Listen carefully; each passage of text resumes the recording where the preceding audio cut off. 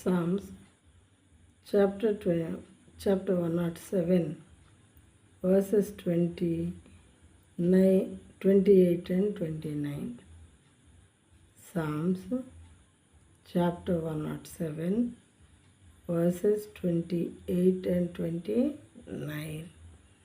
Then they cried to the Lord in their trouble, and He delivered them from their distress. He made the storm be still, and the waters of the sea were hushed. Waters of the sea were hushed. శ్రమకు తాళలేక వారు యెహోవాకు మొరపెట్టిరి. ఆయన వారి ఆపదలలో నుండి వారిని విడిపించెను. ఆయన తుఫానును ఆపివేయగా దాని తరంగములు అణగిపోయెను. ఆయన తుఫానును ఆపివేయగా దాని తరంగములు అణిగిపోయెను. శ్రమకు తాళలేక వారు యెహోవాకు మొరపెట్టిరి. అంటే శ్రమ కలిగినప్పుడే వాళ్ళు యెహోవాకు మొరపెట్టేవారుగా ఉన్నారు. శ్రమ లేకపోతే వాళ్ళు ఇష్టమైన కళలు చేసేవాళ్ళుగా ఉన్నారన్నమాట. అందుకే దేవుడు ఏం చేశారు, వాళ్ళకి శ్రమ కలిగించారు. శ్రమ పెట్టి ఇప్పుడు పిల్లలు మంచి దారిలో నడవట్లేదు.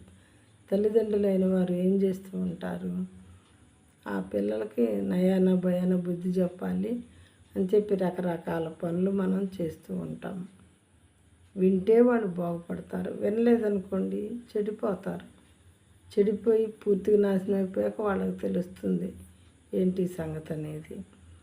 అయితే ఉపదేశాన్ని విన్నటువంటి బిడ్డలు మేలు చేసుకున్న వాళ్ళు అవుతారు. వాళ్ళకు వారే ఏమంటున్నాడు దేవుడు, శ్రమకు తాళలేక వారు యెహోవాకు మొరపెట్టి.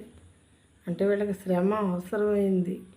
వీళ్ళు సంస్కరింపబడటానికి శ్రమ అవసరమైంది. ఆ శ్రమకు తాళలేక ఆయనకు మొరపెట్టినప్పుడు దేవుడు జాలి కలిగిన వాడు, ప్రేమ కలిగిన వాడు కాబట్టి ఆయన తుఫానును ఆపివేయగా దాని తరంగములు అణగిపోయాను. అంటే తుఫాను ఎవరి వల్ల వస్తుంది, ఎవరు కలుగు చేస్తే వస్తుంది అంటే దేవుడు. The God in the Bible.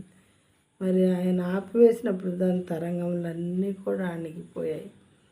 సముద్రం యొక్క తరంగములు అణచాలన్నా దేవుడే, వాటిని రైజ్ చేయాలన్నా కానీ దేవుడే.